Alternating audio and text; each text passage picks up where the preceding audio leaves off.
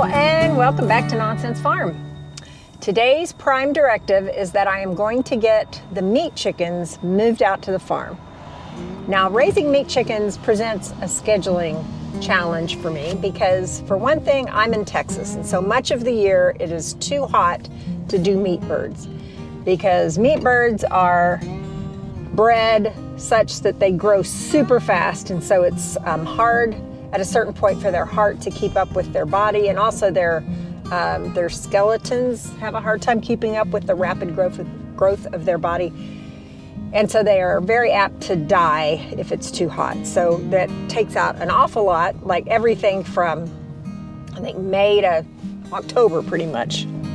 Also, meat birds are a little more labor intensive than your layers. You have to make sure they have food, and you just have to watch over them a little more.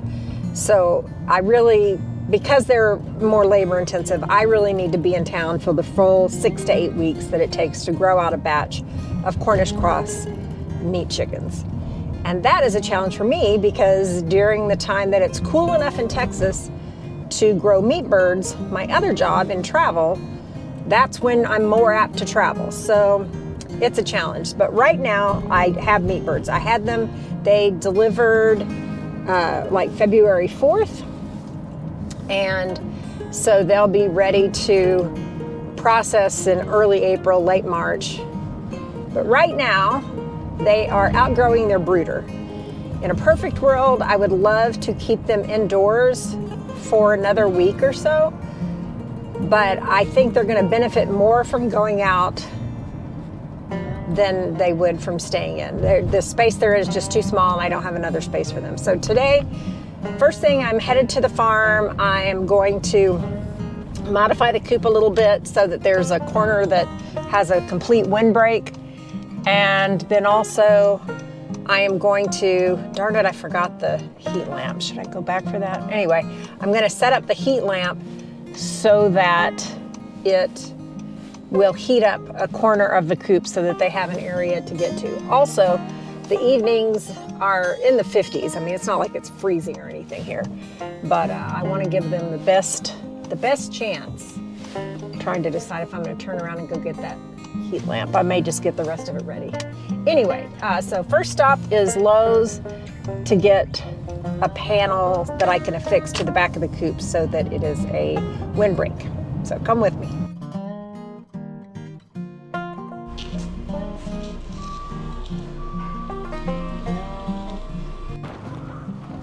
I'm trying to modify this coop a little bit to give these meat birds a little more protected environment for a little while, because really they should wait another week or so before coming out. This coop is just like my other coops, except there's no nesting box in it. So there's no nesting box on this back wall. I've already put in this roofing panel here to kind of be a little bit of a windbreak. I am going to set up the feeders, the waterers, and I'm also going to put a chain to put a heat lamp in here, a safe heat lamp, to make a warmer area over here just in case they need it.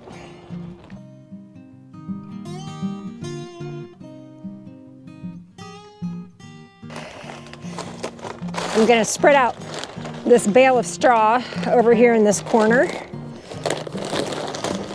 This will raise the ground a little bit in case it rains so they can get out of the moisture.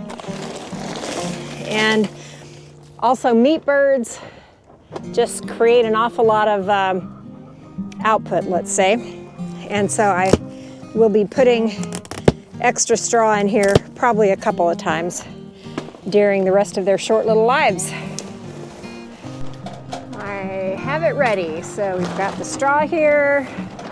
I've got the chain here, and I'll bring the light when I bring the boys. I've got 1 feeder, 2 feeder, 3 feeder, and I've got a giant waterer. So it's very windy outside. I barely feel it in here, but yet there's good airflow. So let's go get the boys. Golly, these birds are not at all thrilled with being moved, but they're going to be so much happier once I get them moved. Look how big these guys are. It takes 2 hands to hold them.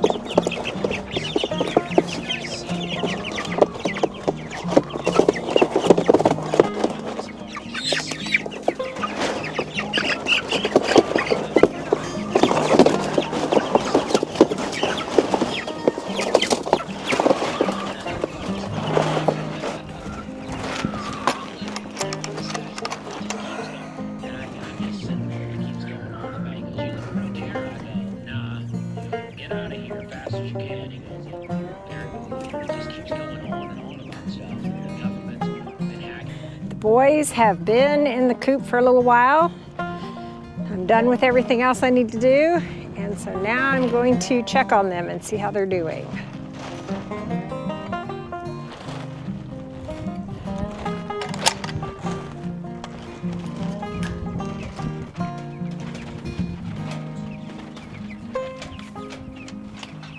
Pretty evened out. Those guys over there, I think I want to catch a couple of them and show them where the water is. When I unloaded them, that's immediately where they went, so I don't know if they know where the water is. And it's a long way for them to travel. They've never been in such an open space before. So stick with me while I do that.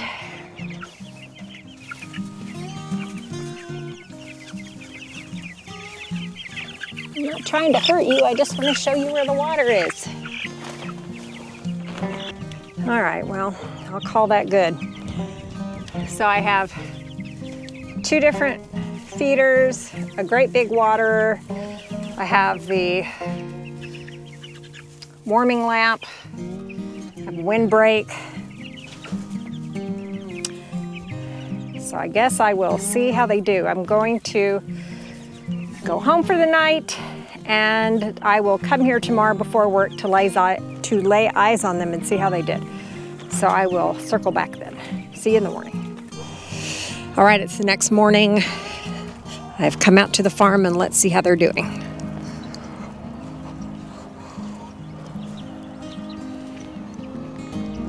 Here they are.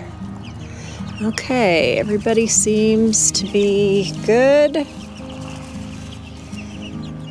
The water level is lower than it was, which tells me they're getting water, and both the food levels are lower, so that's great. Hi guys, how you doing?